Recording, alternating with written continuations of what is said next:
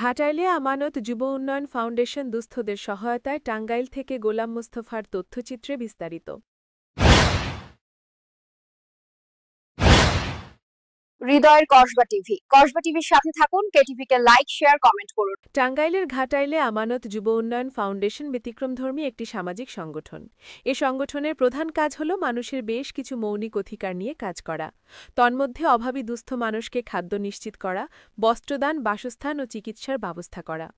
আমানত যুব উন্নয়ন ফাউন্ডেশন তাদের কাজের ধারাবাহিকতায় আজ বেলা ১:৩০টায় অভাবী ও অনাহারী বেশ কয়েকজন নারী পুরুষকে ভালো মানের খাবার পরিবেশন করেন। অভাবী ক্ষুধার্ত মানুষগুলো ভালো মানের খাবার পেয়ে খুশি। তারা জানান পেট পুরে খাবার পাওয়ার কথা। তারা আমানত যুব উন্নয়ন ফাউন্ডেশন ও কর্মকর্তা কর্মচারীর উন্নতি কামনা করেন। সংগঠনের এই কর্মকাণ্ডকে স্বাগত জানিয়েছেন স্থানীয়রা। আমানত যুব উন্নয়ন ফাউন্ডেশনের চেয়ারম্যান মোহাম্মদ গোলাম মৌলা দোয়াচিয়ে তার বক্তব্যে জানান তাদের এইসব চলমান কর্মকাণ্ডে এগিয়ে থাকার কথা।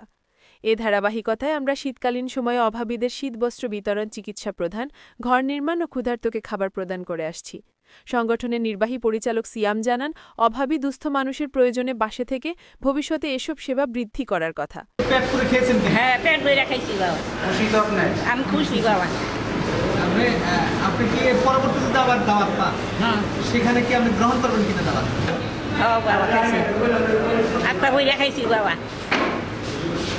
একটা বইরা পড়ান, বইরা দোয়া করবো আল্লাহ জানি রহমত করে। যে নিয়ে তৈরি করতেছে বাবা ঘর জানি আল্লাহ সবল করে, আল্লাহ জানি রহমত করে। বাবার জানি আর পরে হে ঈদ খাইছিলাম বাবা, আজকে খাইলাম বাবা। আপনি কি ভালো লাগতেছে? হ্যাঁ, গরুর মাংস, ডাল, মিষ্টি। এখন আমরা খাওয়া দাওয়া করে যাম গা। আমরা নিজের দোয়া খারাপ করি বাবারা জানি একটু উন্নত হয়। আল্লাহ যে আশায় খাওয়া দিচ্ছি ওই আশা আল্লাহ পূরণ করে আমাকে যদি খাইতে পারে, আমাকে দিতে পারে। রোড জাহানা শপিং কমপ্লেক্স ৩য় তলা, আর একটা আছে ধলাপাড়া আমাদের অফিস আছে। আমরা ইতিমধ্যে ঢাকাতে অফিস নিয়েছি এবং সামনে আমাদের এটা পুরা বাংলাদেশের লাইসেন্স দেওয়ার জন্য আমরা আবেদন দিয়েছি এবং পুরা বাংলাদেশ এটা অফিস নিব, কাজ চলে আসবে ইনশাআল্লাহ।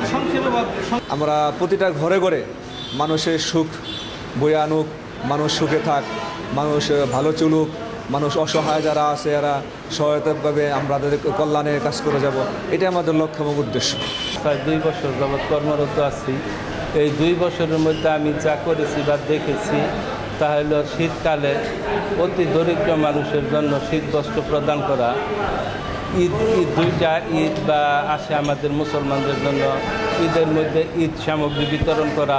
অনেক দেখা যায় দুঃখী মানুষ, দরিদ্র মানুষ আছে যারা ন্যূনতম সেমাই খাবো বা চিনি বা একটু ভালো মাংস বা আপনার সাবান এগুলো অনেকে কেনার মতো সামর্থ্য থাকে না। তাদের আমরা এগুলা আমাদের সামর্থ্যের মধ্যে যতটুকু সম্ভব এগুলো দিয়ে থাকি।